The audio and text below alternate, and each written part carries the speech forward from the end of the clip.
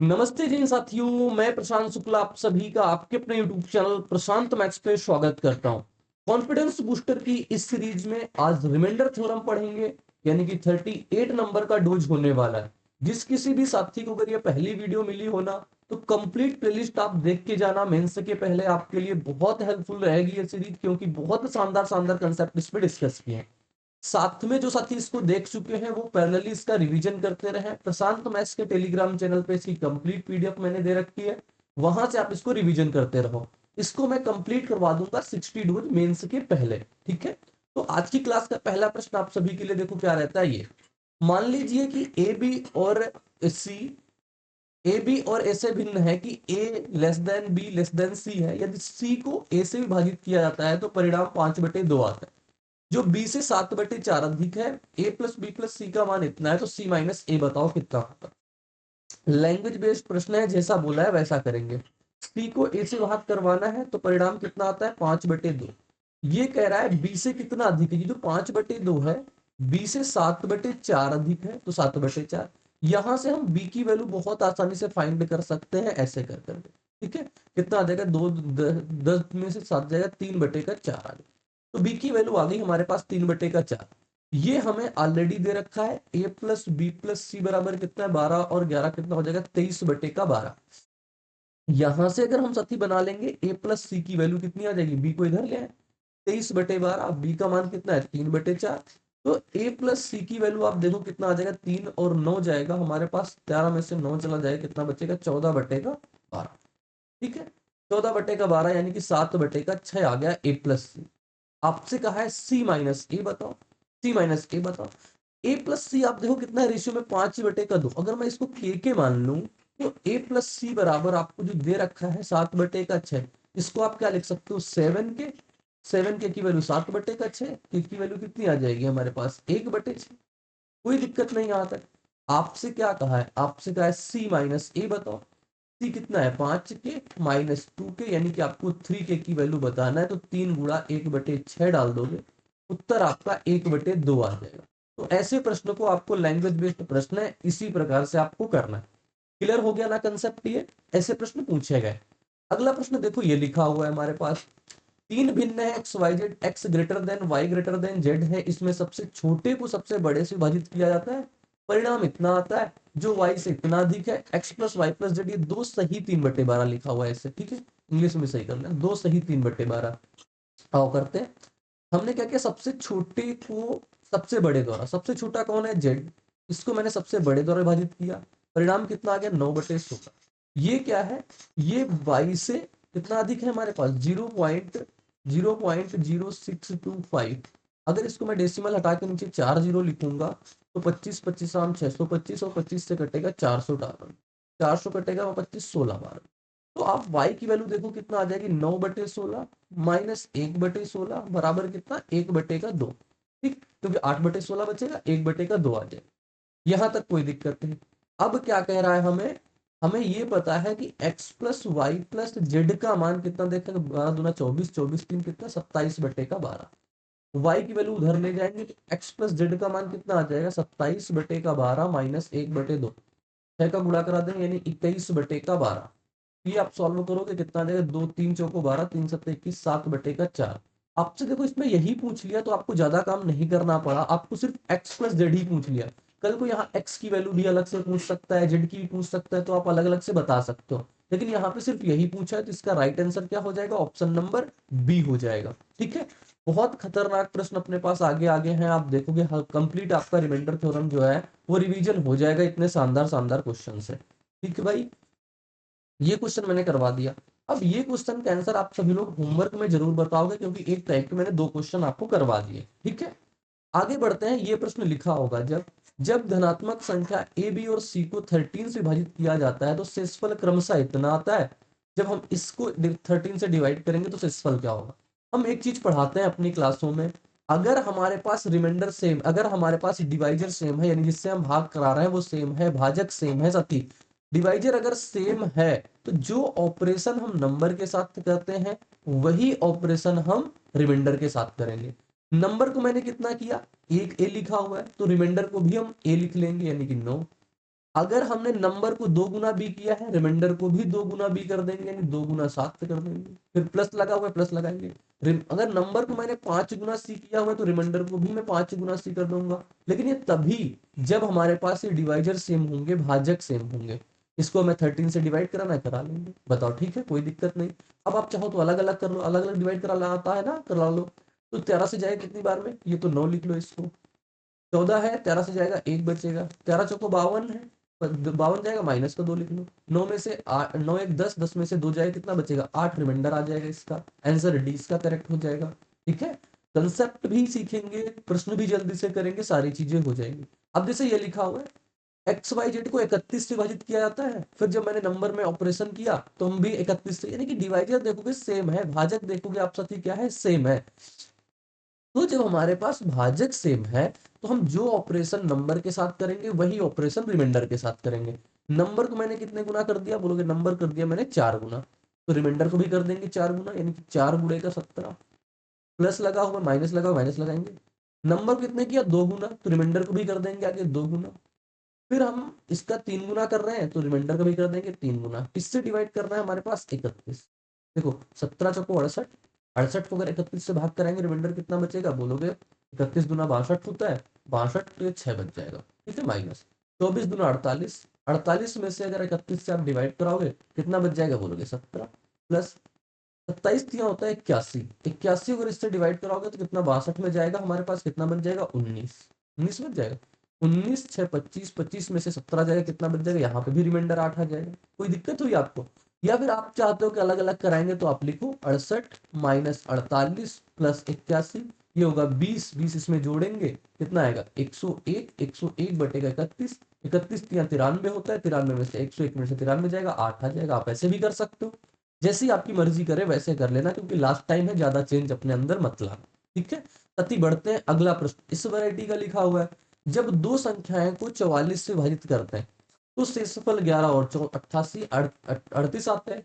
उन दो संख्याओं के योग को अगर 44 से, देखो फिर से वही बात, हमारी कीवर्ड आप पकड़ना, अगर हमारे पास भाजक सेम है यानी डिवाइजर सेम है, जो ऑपरेशन मैंने नंबर के साथ किया होगा वही ऑपरेशन मैं रिमाइंडर के साथ करूंगा। क्या कहा, जब दो संख्याओं को इससे विभाजित किया था शेषफल इतना आता है, उन दोनों संख्याओं के योग, इन संख्याओं का योग करना है ना, तो हम रिमाइंडर का भी योग कर देंगे। इसके पीछे का लॉजिक अभी आपको दिखा देंगे बस, जिससे आपको क्लियरिटी हो जाएगी। इसको मुझे 44 से डिवाइड करना है, रिमाइंडर कितना आ जाएगा बताओ, 44 से जाएगा यहाँ पे माइनस का 6 बच जाएगा, यहाँ पे प्लस का 11, तो 11 में से 6 जाएगा कितना बच जाएगा 5, तो रिमाइंडर कितना आ गया 5।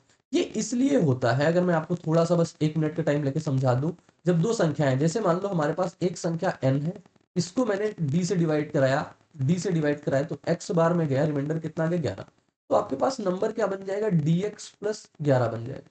एक कह रहा दूसरी संख्या m है, उसको भी मैं डिवाइजर सेम से डिवाइड करा रहा हूँ, मान लो ये y बार गया, रिमाइंडर कितना आ गया 38, तो यहां से m की वैल्यू क्या आ जाएगी हमारे पास dy प्लस 38। अब आप कह रहे दोनों नंबर को जोड़ दो n प्लस m, तो जब n प्लस m आप जोड़ोगे ना तो dx plus 11 plus dy plus 38 ये होता है। अब इसको आपको 44 से डिवाइड करना है, ये 44 नहीं मतलब उसी डिवाइजर से डिवाइड करना है। तो आप देखो इस यहाँ तो रिमाइंडर 0 आएगा, यहाँ तो रिमाइंडर 0 बचेगा कौन, यही तो बचते हैं, इसी वजह से डायरेक्ट काम कर लिया जाता है। ठीक है, तो ये इसके पीछे का लॉजिक होता है, ये इसके पीछे का कंसेप्ट होता है। आगे देखो प्रश्न ये लिखा हुआ है, ये आप आसानी से बता सकते हो, जब किसी संख्या को भाजक से भाग दिया जाता है तो 13 शेषफल बचता है, किसी दूसरी संख्या से भाग दिया था 17 बचता है, योग को इसी भाग दिया जाए तो शेषफल 8 बचता है। भाजक की अच्छा क्वेश्चन है, भाजक ज्ञात करना, जब कोई भाजक ज्ञात करना आता है ना तब लोगों को दिक्कत आती है। सबसे पहले आप देखो इसी भाजक से, यानी कीवर्ड है सेम भाजक, अगर सेम भाजक से हम डिवाइड कर रहे हैं, यानी कि हमारे पास जो ऑपरेशन हम नंबर के साथ करेंगे वही ऑपरेशन रिमाइंडर के साथ करेंगे। नंबर को मैंने क्या किया जोड़ा है, रिमाइंडर को भी हम क्या करेंगे जोड़ेंगे, 13 पर 70 और इसी d से डिवाइड करेंगे तो जाके हमारे पास रिमाइंडर कितना आएगा 8 आएगा। आप देखो 17 दिन कितना होता है हमारे पास, बोलोगे 17 दिन 30 होते हैं, 30 को अगर हम d से भाग कराएंगे, अगर देखो ये लिखा हुआ है 30, अगर इसको मैंने d से भाग कराया रिमाइंडर कितना आ गया 8, यानी ये तो कह सकते हो कि 22 तो पूरा पूरा कट गया होगा, 22 तो पूरा पूरा कट गया होगा ना, रिमाइंडर ही आया 22 तो पूरा पूरा कट गया होगा, और रिमाइंडर साथी वही होगा रिमाइंडर वही होगा जो 13 से बड़ा होगा, क्योंकि यहाँ पे अपने पास जो डिवाइजर सबसे छोटा है ना, वो अपने पास 13 17 भी दिया हुआ है, तो 17 से आप बड़ा ले लो कि अपने पास 17 से तो बड़ा ही आएगा जब इससे हम भाग कराएंगे तो। ठीक है, यहाँ पे तो आपका 22 आ गया, तो इसका 22 इसका राइट आंसर हो जाएगा अपने पास ऑप्शन नंबर डी। अब ये वाला लॉजिक आगे आएगा, उसमें मैं आपको सिखाता हूँ। ठीक है, ये कितना हो गया 22, क्योंकि जो रिमाइंडर होता है ना, अगर मान लो यहाँ पे रिमाइंडर छोटा आता, ये 8 सेस्फल कब बचा होगा, ये 8 सेस्फल कब बचा होगा, जब ये पूरा पूरा इससे डिवाइड नहीं गया होगा। यही तो कंसेप्ट है। आगे देखो, जब एक संख्या को एक निश्चित भाजक से विभाजित किया जाता है तो शेषफल 37 आता है, अन्य संख्या को उसी भाजक, ये तो कीवर्ड है, शेषफल 28 बचता है। दोनों संख्याओं को योग को एक ही भाजक द्वारा विभाजित किया जाता है तो शेषफल 12 बचता है। तो भाजक आप बताओ कितना होगा, अति समझना मेरी बात को। दोनों संख्याओं के योग को डिवाइड करा है ना, तो हम रिमाइंडर में भी सेम काम कर देंगे, 37 28, इसको हम उसी भाजक से डिवाइड कराएंगे, रिमाइंडर हमारे पास कितना आ जाएगा 12। जोड़ो कितना हो जाएगा हमारे पास, 3 2 5 1 6 65। 65 को अगर हम डिवाइड करा रहे हैं डी से, रिमाइंडर कितना आ रहा 12। आप सोचो, अगर डी नंबर है, इसको हम 65 को डिवाइड करा रहे हैं इससे, यहाँ कुछ भी गया होगा, लेकिन यहाँ पे रिमाइंडर 12 है। कहने का मतलब ये है कि यहाँ पे 53 रहा होगा, यानी कोई नंबर जो 53 तक तो डिवाइड कर सकता है, 53 को डिवाइड कर सकता है, और 53 को डिवाइड कर सकता है, तो ऑप्शन क्या क्या लिखा हुआ है ए, तो 53 हो जाएगा इसका राइट आंसर। समझ गए बात मेरी, तो ये इसका आंसर हो जाएगा 53। आगे बढ़ते हैं, नेक्स्ट क्वेश्चन आपको दिखाते हैं। अब अच्छे प्रश्न आ रहे हैं धीरे धीरे। एक संख्या n एक भाजक d से विभाजित होती है तो शेषफल 28 देती है। 4n को d से विभाजित करते हैं शेषफल 2 आता है, तो d की वैल्यू बताओ क्या होगी। यहाँ कंसेप्ट सीखेंगे। मैंने कहा जब हमारे पास डिवाइजर सेम है, ऐसे ही प्रश्न आते हैं, जब डिवाइजर सेम है तो जो ऑपरेशन हम नंबर के साथ करेंगे वही ऑपरेशन हम डिवाइजर के साथ करेंगे। नंबर को मैंने क्या किया, 4 गुना किया। पहले नंबर हमारे पास n था, इसको अगर हम d से डिवाइड कर रहे थे, मान लो x बार में गया, तो सिस्टम कितना बच गया 28, यानी ये कितना हो जाएगा हमारे पास dx प्लस 28। यही तो हमारे पास n की वैल्यू हो जाएगी। अब इसको हमें 4 गुना करना है, तो हम इसको भी 4 गुना कर देंगे। तो ये देखो डी से डी तो चला जाता है, ये सिर्फ हम सीधा क्या करेंगे, 28 को 4 गुना करेंगे। 28 के 4 गुना कितना होता है 112। ठीक, इस 112 को अगर हम डी से भाग कर रहे हैं तो कह रहा है रिमाइंडर कितना आ रहा है 2 बच रहा। आप ये सीधे सीधे दिमाग लगा सकते हो कि अगर हमारे पास डिवाइजर डी है, 112 को डिवाइड कर रहे हैं, रिमाइंडर 2 आ रहा है, जाहिर सी बात है 110 पूरा पूरा कट रहा होगा। ठीक, अब बात मेरी आगे की सुनना, 110 पूरा पूरा कट रहा होगा, 110 भी पूरा पूरा कट रहा होगा। ये जो डिवाइजर होगा या तो 110 होगा, ये डिवाइजर जो होगा या तो 110 होगा, या तो 110 होगा, या फिर 110 का कोई फैक्टर होगा। 110 का कोई 110 का कोई क्या होगा, फैक्टर हो जाएगा। बोलोगे हाँ बात सही है, 110 का कोई भी फैक्टर हो सकता है, लेकिन जो रिमाइंडर होगा वो किससे बड़ा होगा, यहाँ पे 28 है, 28 से बड़ा होगा। ये बात इंपॉर्टेंट है, क्यों 28 से बड़ा होगा। अगर आप 28 से छोटा ले लिया, सपोज दैट ये संख्या मैंने क्या ली थी अपने पास n ली थी, इसको मैंने d मान लिया, 28 से छोटा कोई भी नंबर।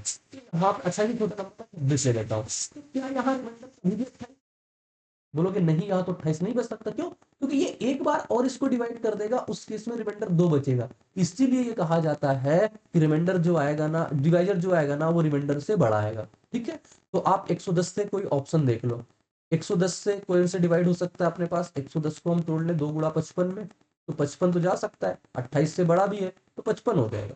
44 कटेगा, 44 तो कटेगा ही नहीं, 60 कटेगा नहीं कटेगा, 33 काटेगा नहीं कटेगा, तो डिवाइडर कितना आ गया हमारे पास 55। ये क्वेश्चन हम ऐसे ही करेंगे जिससे आपको कंसेप्ट क्लैरिटी होगा। ठीक है, आगे देखो, ये लिखा हुआ है किसी संख्या को भाजक से विभाजित करने पर शेषफल 23 मिलता है, उसी भाजक से विभाजित करने पर संख्या का चिन्ह, संख्या का चिन्ह 17 मिलता है। संख्या 50 से कम हो तो भाजक ज्ञात करो क्या होगा। अति सेम वही वैरायटी का प्रश्न है। अगर हमारे पास कोई नंबर n है, इसको अगर हम d से विभाजित करते हैं, शेषफल कितना आता है 23, तो हम मान लेते हैं नंबर कितना हो गया यहाँ पर dx प्लस का 23 होगा। अब हमें नंबर का कितना गुना करना है, नंबर का हमें 3 गुना करना है, तो इसका हम सीधे सीधे 3 गुना कर देंगे, क्योंकि ये तो पूरा कट जाता है। हमने 23 का 3 गुना कर दिया, 23 का 3 गुना, 23 से 3 गुना कितना हो गया 69। अब इस 69 को अगर हम डी से विभाजित कर रहे हैं तो रिमाइंडर कितना मिल रहा है यहाँ पे 17, बोलोगे हाँ 17, तो यहाँ पे नंबर क्या रहा होगा, बोलोगे इससे 52 रहा होगा। अब हम ये कह सकते हैं जो डिवाइजर होगा या तो 52 होगा, या तो 52 होगा, या फिर 52 का कोई फैक्टर होगा, 52 का कोई गुणज होगा। ठीक है, तो 52 कोई गुणज होगा। अब 52 गुणज होगा, लेकिन जो रिमाइंडर होगा, ये जो रिमाइंडर होगा अपने पास, डिवाइजर, सॉरी वहां रिमाइंडर लिख दिया क्या मैंने, ये रिमाइंडर लिख दिया नहीं, डिवाइजर, डिवाइजर लिखे, डिवाइजर, ठीक है। डिवाइजर जो होगा ये हमारे पास किससे बड़ा होगा, डिवाइजर जो होगा ये 23 से बड़ा ही होगा। हर हाल में डिवाइजर किससे बड़ा होगा, 23 से बड़ा होगा, 23 से बड़ा होगा। अब आप 52 के फैक्टर करो, 23 से बड़ा जो है, 2 गुणा 26, तो 26 मिल गया आपको, बस 26 ही इसका राइट आंसर हो जाएगा। 52 भी हो सकता है, लेकिन इसने ये मना कर दिया कि 50 से कम चाहिए, 50 से कम आप 26, नहीं तो आप 52 भी ले सकते हो, 52 भी चला जाएगा, कोई दिक्कत नहीं अपने पास। तो राइट आंसर इसका कितना हो जाएगा, 26। ठीक है, समझ में आ गई पॉइंट। डिवाइजर जो होता है वो रिमाइंडर से बड़ा होता है। जब एक धनात्मक पूर्णांक को डी से भाग दिया जाता है तो शेषफल 25 प्राप्त होता है। 8 गुने को अगर डी से भाग दिया तो शेषफल 8 प्राप्त होता है। डी का सबसे न्यूनतम मान बताओ। कितने शानदार शानदार अपने पास है। जब एक धनात्मक पूर्णांक को डी से भाग दिया था 25, 8 गुने को मतलब 25 गुना कितना हो जाएगा, 8। 25 गुना 8 यानी कि कितना, 200। अब सीधे सीधे हम काम कर रहे हैं। अगर इस 200 को अगर हम डी से भाग करा रहे हैं तो रिमाइंडर कितना बच रहा साथी, 8 गुने को 8 बच रहा है। यानी कि ये कह सकते हैं कि हमारे पास जो 192 होगा ये इसको पूरा का पूरा डिवाइड कर रहा होगा। यानी जो डिवाइजर होगा या तो 192 होगा या फिर 192 का कोई मल्टीपल होगा, 192 का कोई मल्टीपल होगा। बैकग्राउंड नॉइस के लिए आज माफ करना मुझे। तो ये हो गया अपने पास ये, ठीक है। अब 192 का लेकिन जो डिवाइजर होगा ये सदैव किससे बड़ा होगा, बोलोगे शेषफल 25 है ना, तो 25 से बड़ा होगा। अब आप 192 के फैक्टर करो जो 125 से बड़े हो, 125 से तो बड़ा हो लेकिन सबसे कम होना चाहिए डी का न्यूनतम मान, ठीक है।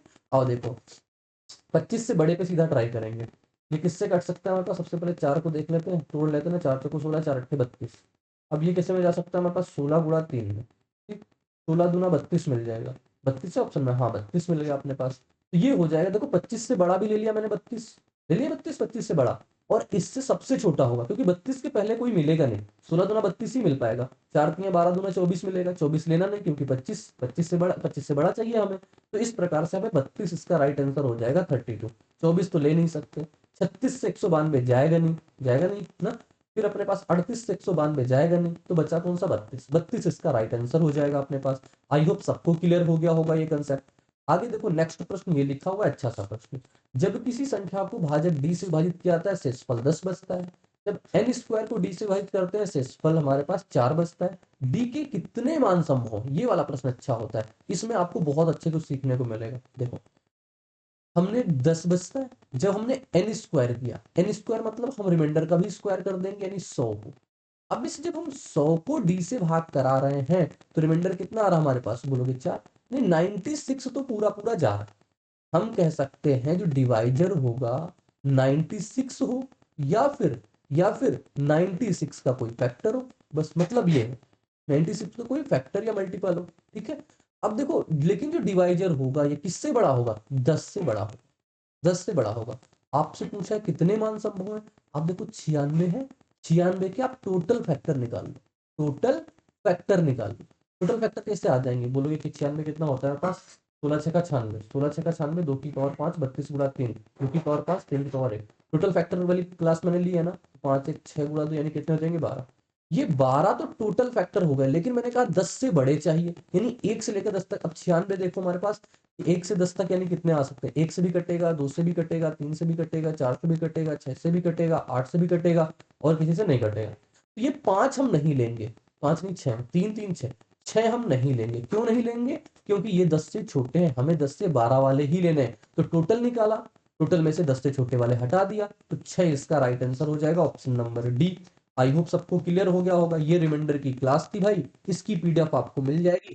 टेलीग्राम चैनल आप ज्वाइन कर लेना, जिसमें क्योंकि मैंने प्री के टाइम जो इंपॉर्टेंट कंसेप्ट वाले फार्मूले वाली चीजें कराई थी वहां पे मैं उसके लिंक देता हूँ, जिससे आपकी वो चीजें रिवीजन हो जाएंगी ट्रायंगल वगैरह की।